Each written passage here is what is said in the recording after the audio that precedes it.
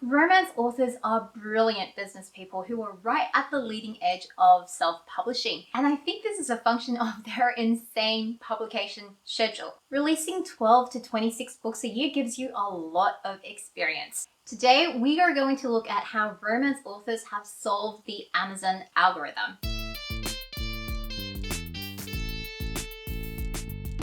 Hey, it's Deborah with another video on the business side of self-publishing. Romance authors have actually done something completely brilliant. There's a couple of common tried and true self-publishing tactics, and all of these work because they either lower risk for new readers or they are catering to the Amazon algorithm.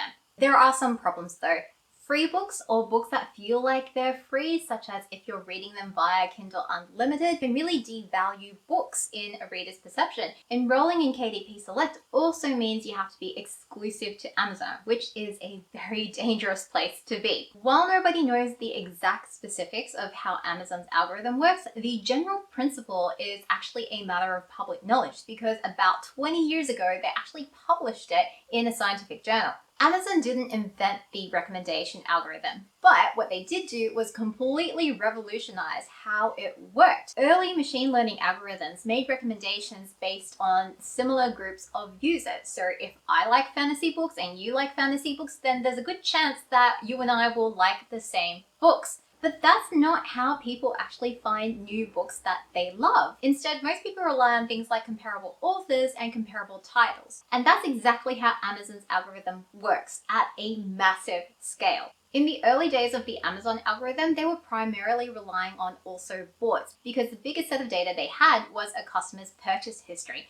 These days, they have a lot more data than that. They have also viewed, also searched, also read, wishlist information, reviews on Goodreads, you name it, they've got it. This kind of recommendation system was so much better at predicting what people liked that it's basically spread across the whole internet. But Amazon didn't stop there.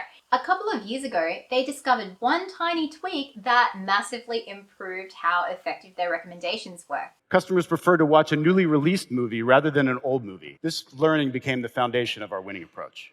We took historical movies that customers were watching in order to predict the movie a customer wanted to watch next week.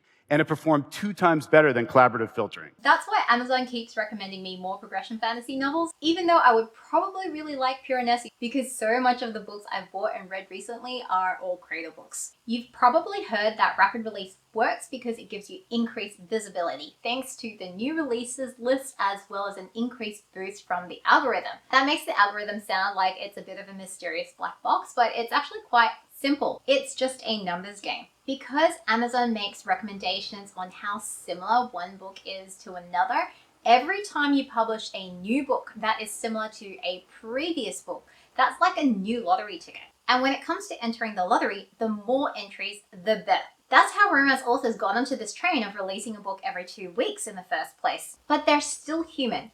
Even taking into account that the average romance novel is much shorter than the other categories, it's still exhausting to try and release a 50 or 60,000 word novel every 2 weeks. Something's got to give. You either burn out trying to have everything or you have to take a hit on quality. At least that's what most of us would conclude. But romance authors actually found a way around this. Move to a serialization model, but not on any of these serialization platforms. They started serializing on KDP itself.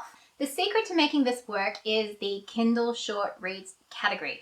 This is a restricted category. You cannot select it when you are setting up your book for publication on KDP. Instead, Amazon will automatically put you into this category if your book qualifies for its criteria. Compared to the main categories, even like the really niche ones in the main Kindle store, these categories are a whole lot less competitive. And because it's a shorter length of work, you end up pricing it lower. But with enough parts, you actually end up with total revenue that is greater than what you could have charged for the standalone book itself. And the best part, at least as far as the Amazon algorithm is concerned, There's no difference between a short read and a full-length novel in terms of how it is recommended, except for the fact that if you split one story into multiple parts, then you have that many more chances to enter the Amazon lottery. If I can write about 300,000 words of good quality prose and a well-structured story in 1 year, I could either publish those 300,000 words as a trilogy or as one gigantic standalone book, or I could serialize it on KDP by splitting it into 6, 12, maybe 24 installments. It's the same amount of work when it comes to writing, editing, revising, and proofreading.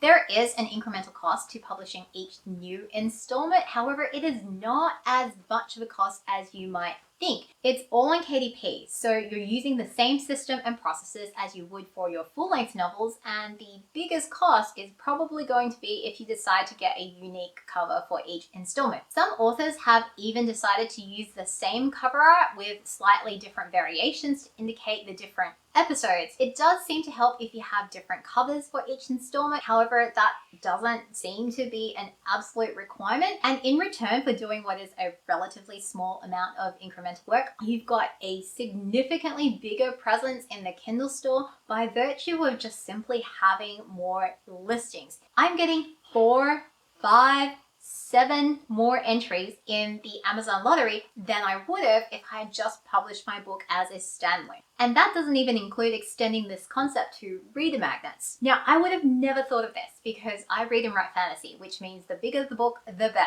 So I wasn't sure if it was going to work for fantasy, but when I started researching, I did come across 2 non-romance examples. One was fantasy and the other was literary fiction. I haven't seen many authors in other genres do this, so if you have come across this, please let me know in the comments because I would love to go check them out. From looking at these examples, there seems to be 2 keys for success. First is to make sure each installment is going to be satisfying on its own. Readers only seem to feel cheated if what they get doesn't match their expectations. So if they thought they were getting a full-length novel and they only got what is effectively a short story, then they tend to react quite badly, especially if it's priced quite high. And it seems like erring on the lower side is better than erring on the higher side. Otherwise, you're going to get terrible reviews like this. Have you used this business model before, or are you considering maybe of doing this for your next release? Because I know I have been seriously considering it. I'm not entirely sure splitting my novel will work simply because while I was writing and plotting it, I didn't have splitting it in mind. That said, my current novel was originally the planned Act 1 of a full-length novel, so maybe it would work. I still have to come up with a reader magnet though, and when I do, I will probably seriously consider releasing that as a Kindle short read, potentially free or perma-free, or enroll it in the Kindle Select program, just so I can get that boost as a new author and test out whether it's actually going to result in more people converting through to the main novel itself. I am super wary of becoming over-reliant on Amazon though, and if you're not, then you need to check out this video next.